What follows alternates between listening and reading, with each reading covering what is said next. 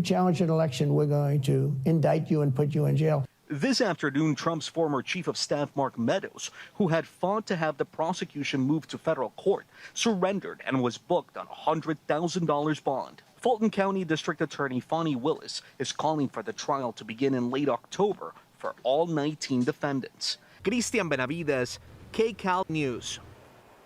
All right, the former president expected to be turning himself in at any time during this hour here on KCAL News at 4. We will keep our eye on the situation in Georgia and, of course, keep you updated. A rash of flash mob robberies. We'll have an update on that ahead. And the crackdown on these brazen thefts already working. The arrests police have made in a matter of days.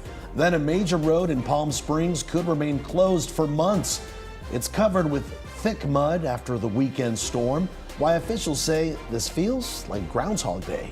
But first, a new lawsuit in the aftermath of the Maui fires, as more experts from Southern California head over to help in the investigation. We'll have that story straight ahead. And it's been a very comfortable, sunny day here in Southern California, but get ready. We are talking about another warming trend on the way, with even some monsoonal moisture returning. All those details coming up in your next weather forecast. When moderate to severe ulcerative colitis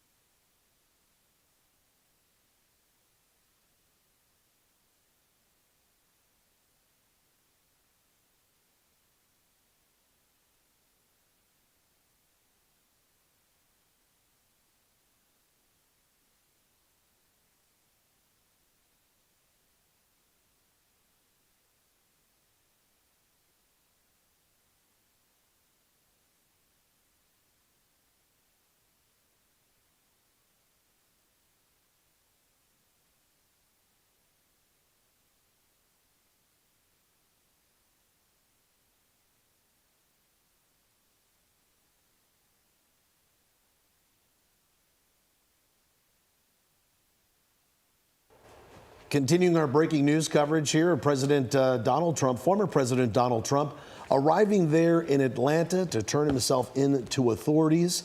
As you see there, the plane is landed. It's there on the tarmac. And in just a few moments or so, he should be exiting the plane. And just look how large that detail, that entourage is, the motorcade that's going to be taking him to the jail to be processed. And as you see there, he is heading down the stairs of the plane where he will go into a limousine, as you see there, waving to the crowd there to be booked. As far as we know, Rachel, Trump's processing through the facility, it's going to be pretty quick, we heard, because The former president and his lawyers, they've already negotiated his consent bond agreement. He's agreed to a $200,000 bond and other release conditions, including not to use social media or target his co-defendants and witnesses in this case. So a lot of activity going on right now at 7:16 p.m. in Atlanta. All right, now to this. Maui County is now suing its electric company, accusing it of starting the wildfire that raced across parts of the island. Witnesses have said sparks from power lines ignited the fires as utility poles snapped in the wind from a passing hurricane. The county says Hawaiian Electric Company failed to shut off power, and if it had, the destruction could have been avoided. At least 115 people were killed in those fires, but few of them have been identified. Now, a lieutenant from the Santa Barbara Sheriff's Office is there with special DNA technology to help. Reporter Karen Cruz Orduna talked to him about the mission. The California Governor's Emergency Services Office deployed Lieutenant Jared Morris to Maui in the aftermath of the Lahaina wildfires. He and other county sheriff's agencies are in the field helping the community identify victims who died in the fire. Morris has experience with special DNA technology, the Andy Rapid DNA system. Essentially a DNA lab in a chip. And you can think of it more of like the size of a little bit bigger than like a hard drive of a computer. And that allows us to develop these DNA profiles. If we're testing tissue or bone, it takes a little over 2 hours. The system allows Morris to develop DNA profiles with tissues or bones and take a buccal swab or a cheek sample from a referencing family member. This technology was used to identify victims from the Conception dive boat fire disaster in waters off Santa Barbara County back in September 2019. And those who perished in the Paradise Campfire. Now it is being used in Maui. We have confirmed 19 individuals with their identity with the use of rapid DNA technology. And we have also identified good samples from other victims from the Lahaina wildfires. That number will continue to go up. Morris says he is training the Maui Police Department on how to use this technology so they can utilize this tool when needed. We're also working on cultural sensitivity training for the people that are on the ground here with this program so they understand what we're dealing with and how it's different from maybe California and other parts of the mainland. Morris hopes to identify as many victims as possible. He is expected to be there until next week. A lot of people have been asking how they can donate to the community here in Maui, and my recommendation is through the Salvation Army of Maui. Karen Cruz Orduña, KCAL News.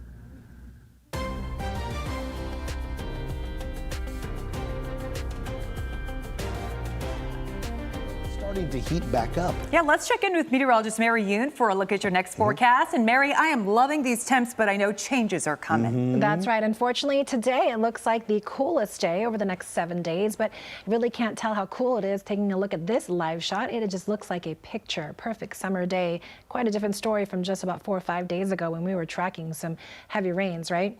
All right, here's what it looks like in our next weather headlines. Quiet weather is forecast to continue, but we are looking at a warm up, especially as we head towards early next week, where we are looking at 90s to return to Southern California and even a round of triple-digit heat. And there is also the chance for some monsoonal moisture to return as well. In terms of our water temperatures, well, they are certainly warming up, especially closer to the coast, and with that onshore breeze that is making things feel, especially towards the coastline, a little more humid with, of course, that west to northwest flow. And the next 12 hours, it is going to be a very nice Thursday evening if you're maybe getting a jump start on those weekend plans.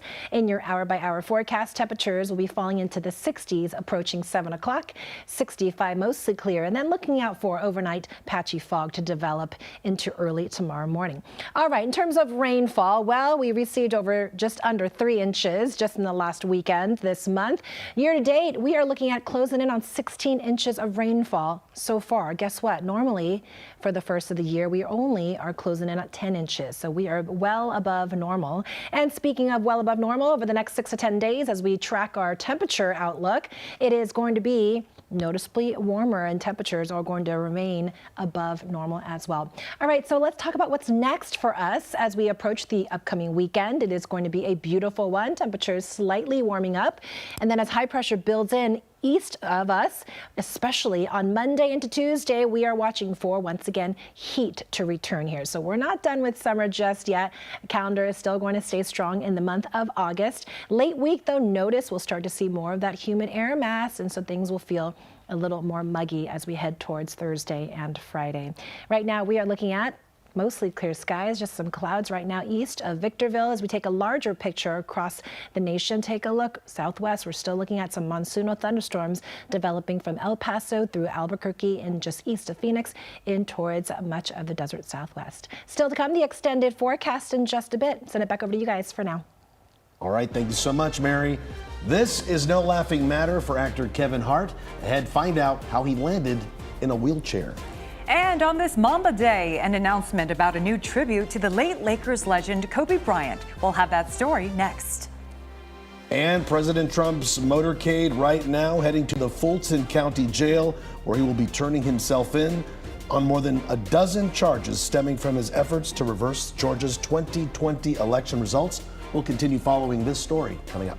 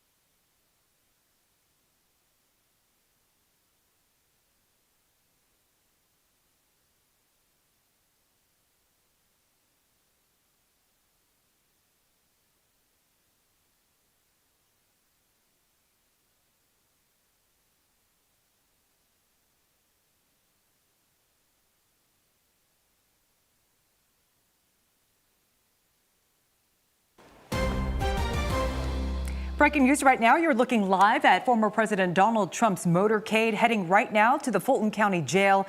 That is where he will be turning himself into authorities on charges he tried to overturn the 2020 election. Now, he's already agreed to a $200,000 bond, and he's expected to be photographed for a mugshot, then released. What's really interesting here about what we're looking at, Rachel, is we were looking at the press motorcade, the press that travels with presidents and former presidents. I've never seen something like that before either. Look at that right from the basically inside of the van. We can see what it looks like. The freeway on this side of the road here where the motorcade is traveling pretty much has been emptied out, so this motorcade can make its way to the courthouse.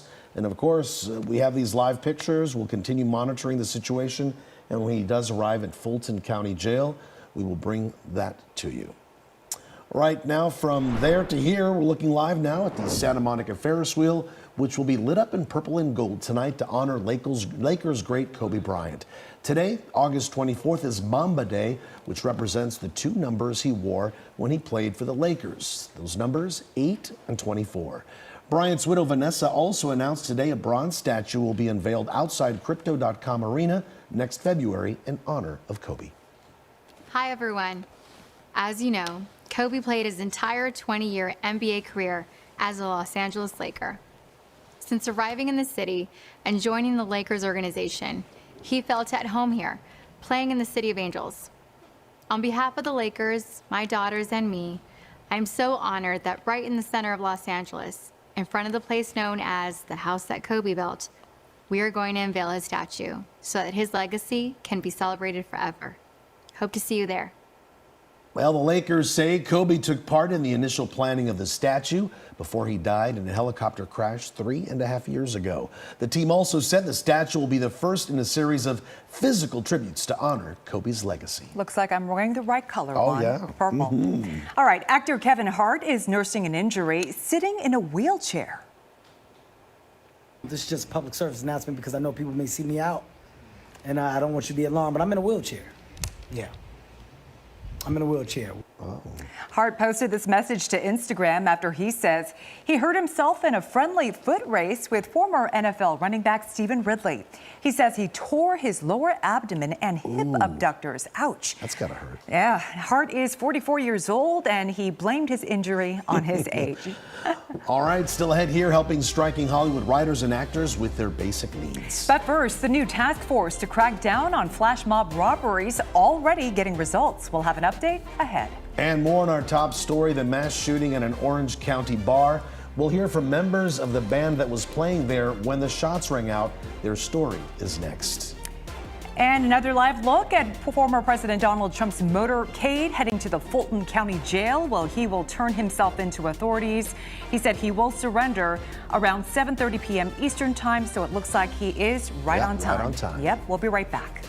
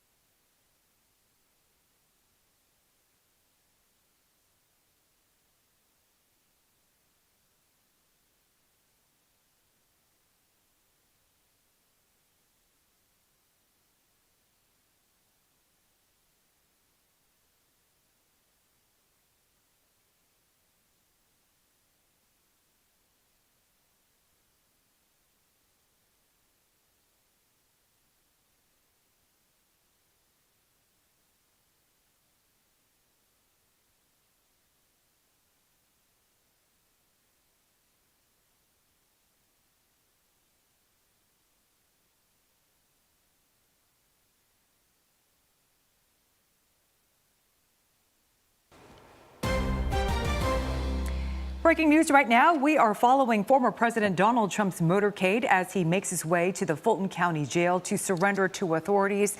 He left his, is it Bedminster, New Jersey golf course at about 4 p.m. Eastern time to fly to Atlanta. And it looks like he is right on time because he has said that he will surrender to the Fulton County Jail around 7:30 p.m. Eastern time. So it's right about now. And it looks like he will be arriving shortly. That perspective you saw is from the press vehicle right behind him, right? And here's a look right outside the jail. You can see that security is heavy right there. As you can imagine, I know press from all over the world are at the scene. And as our Christian Benavides reported earlier, there is a circus-like atmosphere with both supporters and critics gathered outside. Well, this is unprecedented, right, Rachel? I mean, we've never seen anything like this before. His surrender in Georgia now marks the 4th time this year alone that the former president has turned himself in to a local or federal official after criminal charges were brought against him. And again, unprecedented, right? Episodes that we've never seen in the U.S. Before the year 2023. It looks like we're getting through some intersections there. It looks like there's some supporters on the side and some detractors out there as well. It was back in April that the president was booked in New York on state charges related to the hush money scheme. And then in June, he surrendered in Miami to a federal court to face charges in Jack Smith's, special counsel Jack Smith's probe into the mishandling of classified documents, which kind of ruled the headlines for a while about these documents that were being held at Mar-a-Lago.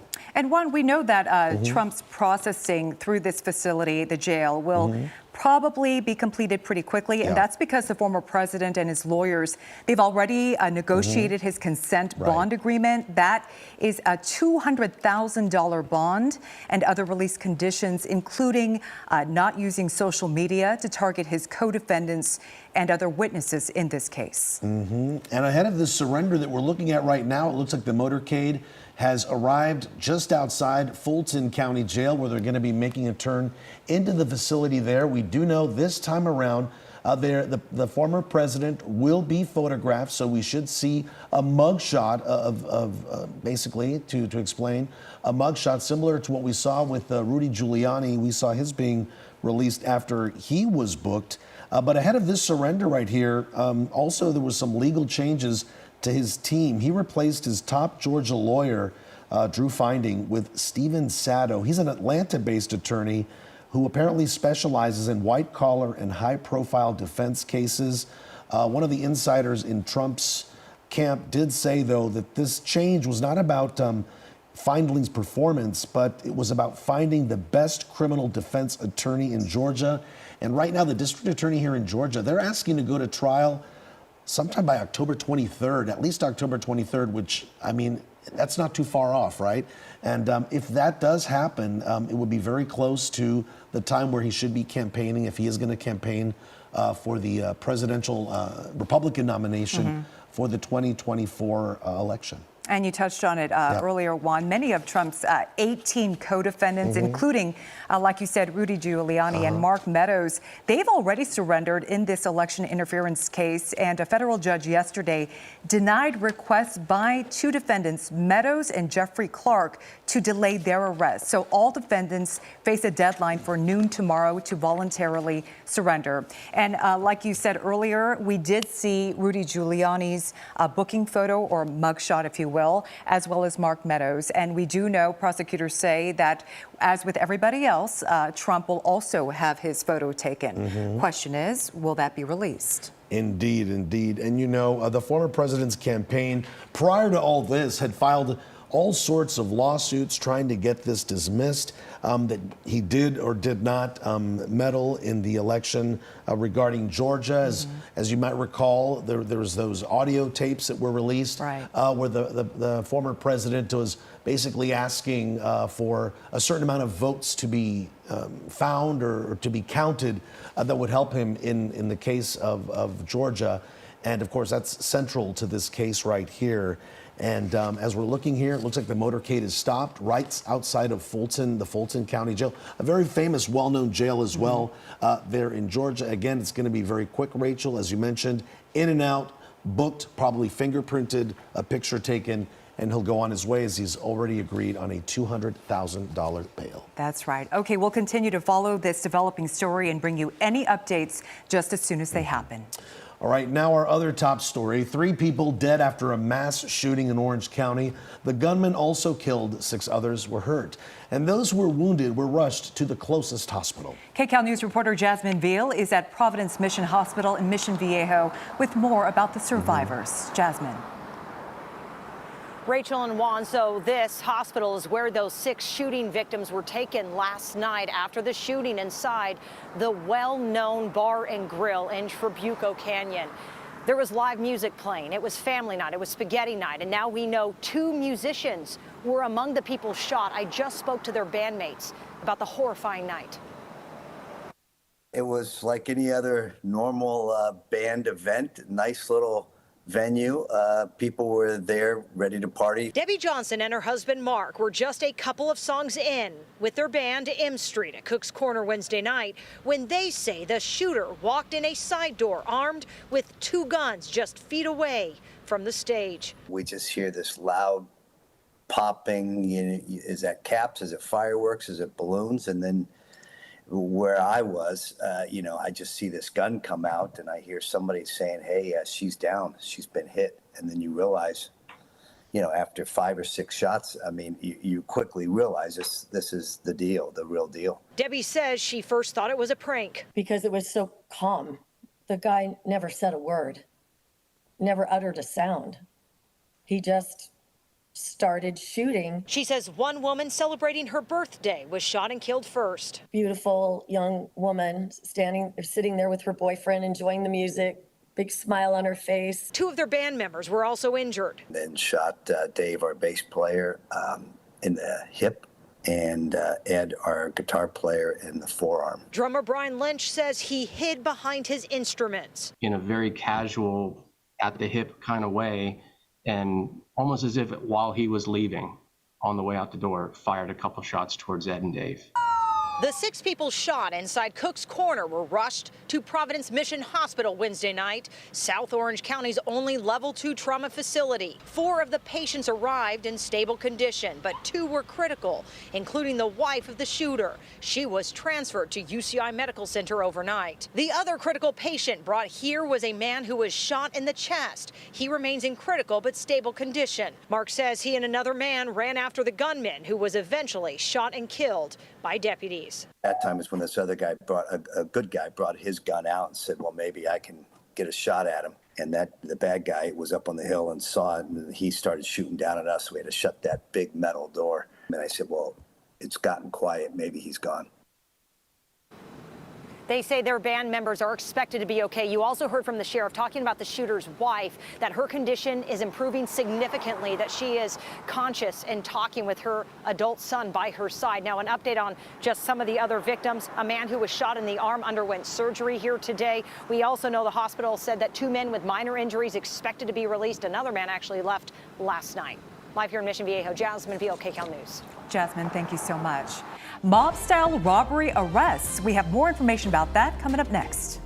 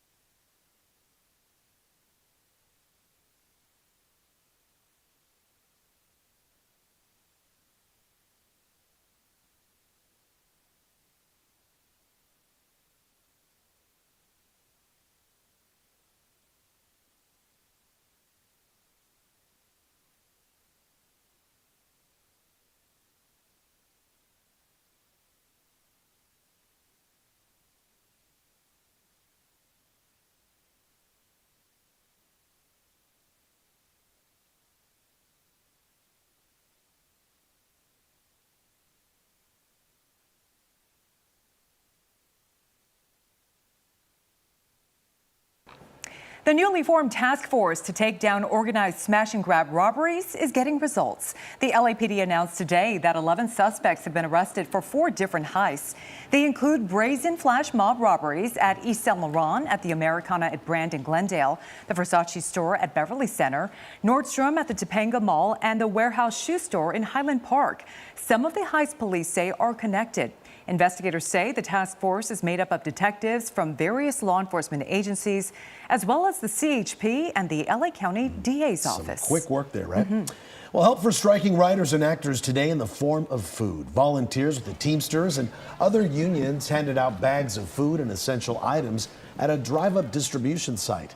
This was at the Motion Picture and Television Fund in Woodland Hills. The MPTF hosted the food drive from 10 this morning until 1 in the afternoon.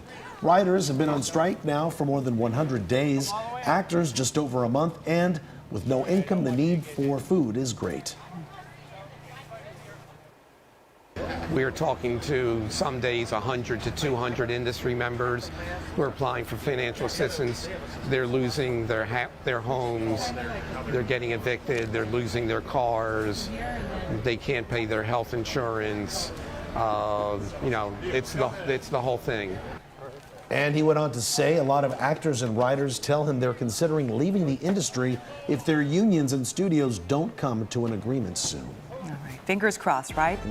Well, another case of tourists acting badly. Next, the centuries-old Italian landmark that was targeted this time around. I'm Jim Hill. Coming up in sports, the Angels hit rock bottom with injuries to Shohei Ohtani and Mike Trout. Plus, the Dodgers taking on the Guardians in an afternoon doubleheader today in Cleveland. Those stories and more when I come back in sports.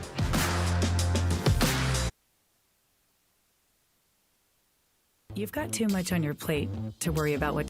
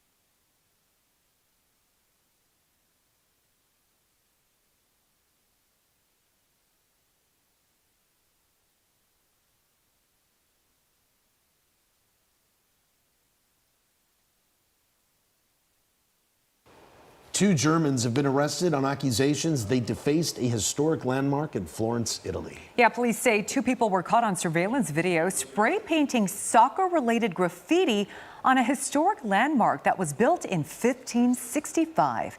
Now, repairs are expected to cost more than $10,000. What a shame.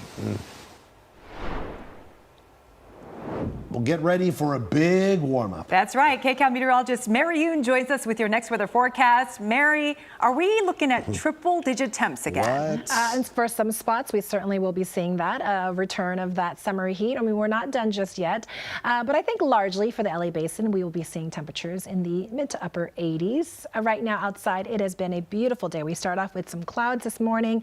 Those clouds have cleared, and it is a beautiful afternoon. Take a look at these temperatures. We're looking at 76 in downtown Los Angeles, 82 outside in Fullerton, 83 in Burbank. Still looking warm in Santa Clarita at 90 degrees, 92 over towards Palmdale. Now, it is going to be a tranquil Thursday evening as we slowly approach the weekend. As we talk about temperatures for the year, well, you know, for the first 6 months, we were cooler than average. We only started to see temperatures above normal for the month of July and August, just a smidge. And we will continue to see that warming trend, and so likely continue to see warmer conditions as we head into the weekend and through early next week. So here's your next weather extended forecast. Tomorrow is going to be a seasonably warm day, clouds and some sunshine. Saturday starts off nice. So 80s largely for the LAOC metro area.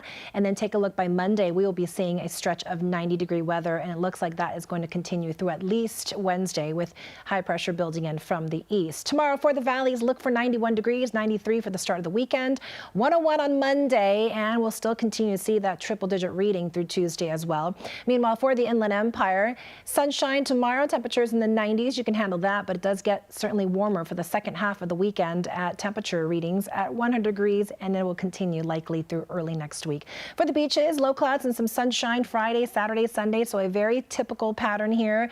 Temperatures not much in variability here along the coastal communities, so it's going to be a nice escape from the heat, especially if you're going to be having some time to enjoy the beaches. For the high desert, look for those mid to upper 90s and then 100s by next week. Mountains will be pleasant, mid 70s tomorrow, upper 70s on Saturday and Sunday, and then we'll see even 80s, a brief warm up on Tuesday, back in the 70s Wednesday into Thursday. That is your next weather forecast. Back to you guys. All right, Mary. Well, this is very heartbreaking for me personally because the Angels' disappointing season hit rock bottom in a big way last night. KCAL Sports Director Jim Hill joins us now with more on what's happening down in Anaheim, Jim. It's going from bad to worse. It is, yeah. You better believe it. Angels two-way superstar Shohei Ohtani will not pitch again this season after suffering a UCL tear.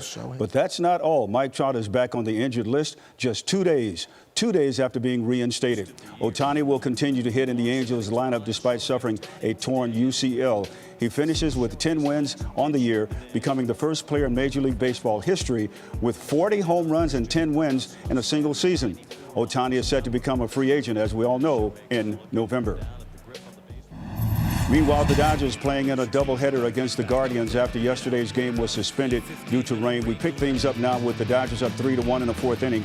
With runners on the corners, Freddie Freeman delivers an RBI single, but Mookie Betts is thrown out at second base, and the Dodgers go up by a score of 4-1. Same score now with the bases loaded in the eighth inning, and here's Betts. He smacks one off the left field wall. 2 runs will come in to score, while Mookie pulls into second base with a 2-run double. He notches his second career 5-hit game. Dodgers going to win it by a score of 6-1. And the boys in blue are going for their 7th straight series win in Game 2 of today's doubleheader. Dodgers trail 2-0 in the third inning, but Betts comes through again with an RBI single to right field to put the Blue Crew on the board, trailing by a score of 2-1. Now tied at 2 in the fourth inning. And the rookie, and Michael Busch, comes up. He crushes one deep to straightaway center field for his first career home run in the big leagues. Dodgers jump in front by a score of 3-2. And they would just keep rolling with the bases loaded in the fifth inning. James Outman singles to right field to drive in 2 more runs. The Dodgers go on to win 9-3, sweeping the doubleheader in Cleveland. And how about this? The Lakers officially have announced today on Kobe Bryant Day that they will be unveiling a bronze statue of the late NBA legend outside Crypto.com Arena on February 8th, 2024. Kobe will become the 6th Lakers player to have a statue built outside the arena. Meanwhile, LA Times sports columnist Eric Sondheimer has covered high school sports here in Southern California for the last 47 years. And for all of his devotion and attention given to the prep football scene here in the Southland, he is all set to receive the Sports Journalism Impact Award from the California High School Football Hall of Fame.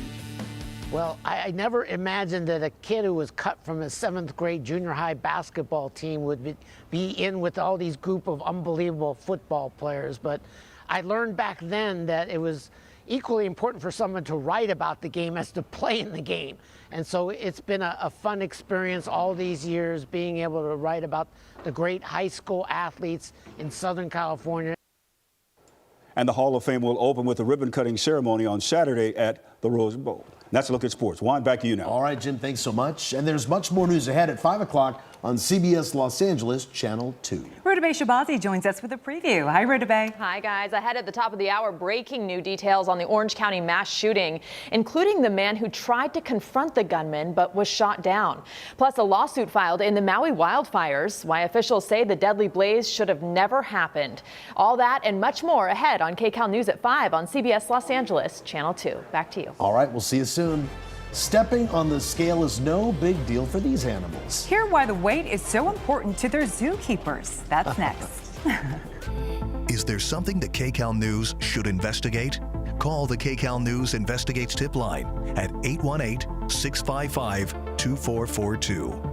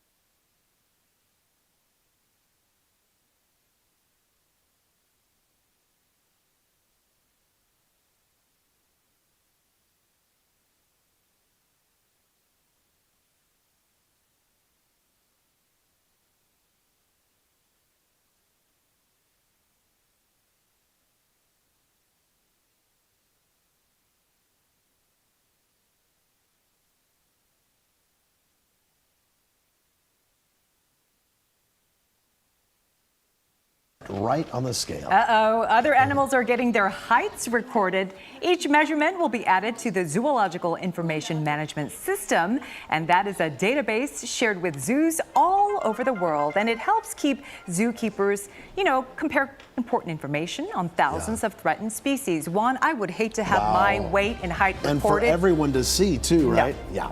Thanks for watching KCAL News at 4. Our next newscast just moments away on KCAL News at 5 on CBS Los Angeles, Channel 2. We are always on KCALnews.com, streaming on CBS News Los Angeles. Have a great afternoon.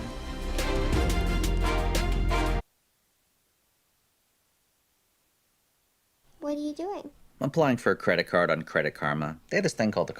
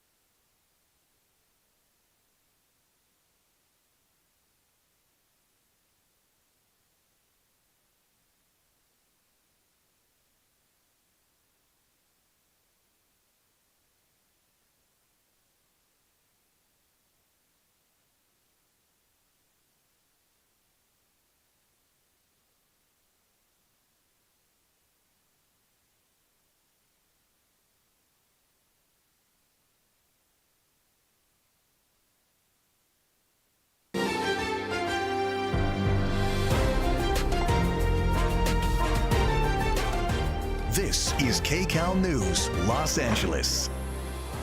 Tonight at 5 o'clock, breaking news. Former President Donald Trump surrenders in Georgia. Booked on charges, he's accused of trying to steal the 2020 election. We're told he just left an Atlanta jail. We'll continue to follow this breaking story here at 5. But first, a retired police sergeant carries out a deadly mass shooting while targeting his estranged wife inside an Orange County bar. Good evening. This is KCAL News at 5 on CBS Los Angeles. I'm Rudy Bay-Shabazi in for Pat Harvey. Thank you so much for joining us tonight. I'm Jeff Vaughn. We're also streaming live on CBS News Los Angeles. Our top story tonight is breaking news in the mass shooting in Orange County that left 3 people dead, 6 injured. This occurred last night. Orange County Sheriff says the suspect, John Snowling, entered Cook's Corner around 7 p.m. It was spaghetti night and the restaurant was packed. A band was playing live music. The sheriff says Snowling walked up to his estranged wife and shot her. He then opened fire on another man eating with his wife. Investigators say it was then that Snowling started randomly shooting others inside and outside the restaurant. Deputies arrived on scene within 2 minutes and got into a shootout with the suspect. The Orange County Sheriff says several patrol cars were hit by bullets, but no deputies were injured. 7 deputies opened fire, killing the suspect. Without a doubt, and without the immediate response of them starting immediate tactical first aid and creating an environment where OCFA, Orange County Fire Authority paramedics could then get into the hot zone and start treating individuals, undoubtedly more individuals might have may have lost their lives. Tonight, deputies say the suspect was armed with 2 pistols, a revolver, and a shotgun. Again, 3 people were killed, and tonight one has been identified as 67-year-old John Leahy of Irvine. We don't have the names of the other 2 victims yet. 6 surviving victims were taken to Providence Mission Hospital in Mission Viejo. And tonight we are learning new information about the suspect. Investigators confirm John Snowling was a retired sergeant at the Ventura Police Department. The Orange County Sheriff says Snowling lived in Ohio but maintained a home in Camarillo. They say he traveled from Ohio to confront his wife. And we have team coverage tonight covering every angle of this tragedy, starting with KCAL News Orange County reporter Michelle Gili. So Michelle, you spoke with one man who saw everything, huh? Yes, I did. A dad from Irvine, Jeff, is one of the people who came to Cook's Corner last night to enjoy the unlimited spaghetti night. Below me here is the crime scene, which is still blocked off at this hour to the public. I talked to John Leahy's friend who was by his side at Cook's Corner when he was killed, and also about the warning they got from one of the employees. She said, "He's coming." And I asked her, "The shooter?" And she said, "Yes." And later on, I found out that she pleaded for her life. So right when she said yes, there was a barrage of bullets all going toward us. James O'Malley ran from the gunfire at Cook's Corner Wednesday night. Running next to him was an old friend who he was having a beer with in the picnic area behind the bar. So the bullets were coming toward us, and you could hear them clicking on the ground. And I looked over at my friend. I thought he tripped. And then my mind said, no, that wasn't a trip because he didn't even cushion his fall. And then I saw blood. So he was hit. Bullets still kept on hitting. And then the man next to me got hit in the arm. It was a bad wound. And I find out later he's the cook. The sound of gunshots echoed in the canyon below April Wright's house. She was actually sitting next to the shooter. Wright's girlfriend was at Cook's Corner and saw the suspect point his gun at people in the bar. They, glanced at each other, and he ended up going into the bathroom, as she recalled. And she just went back to her phone and was sitting there alone. And then when he came out of the bathroom, she noticed he had a gun, and he raised the gun, and she fled. And she got out within the first 5 to 10 seconds. As gunfire continued outside, James O'Malley ran into the kitchen for safety. He says he locked the door and grabbed a frying pan in case the shooter came after him. Then came the sirens, and O'Malley saw Orange County Sheriff's deputies entering the building. And then you could see officers, so you knew it was safe to come out. And then when I went back outside, I saw them resuscitating or trying to my friend, and he was gone. For the next several hours, O'Malley was interviewed by law enforcement. He also thanked the brave Cook's Corner employee who warned him of the shooting. The young pregnant woman told him she begged the gunman to spare her life. She says to the man, "Please don't kill me. I'm 5 months pregnant. I don't want to die." And he acknowledged that and just told her to get away.